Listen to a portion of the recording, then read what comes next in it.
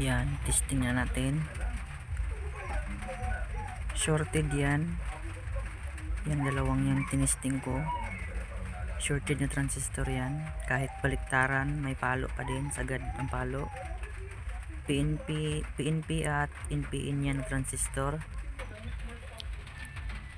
Kahit baliktarin mo, may palo pa rin.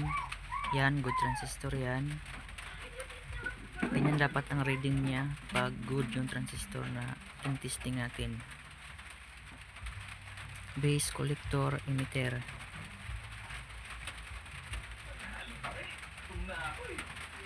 C5200 at C9143. Yan yung output ng amplifier transistor. Ganyan dapat ang reading niya. Hindi sumasagad yung palo. Pag baliktaran, walang palo.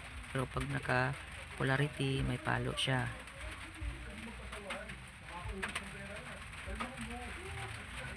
Ganyan lang mag-test ng transistor. To bad transistor yan, shorted. Kahit baliktaran, shorted. Salamat. Thanks for watching.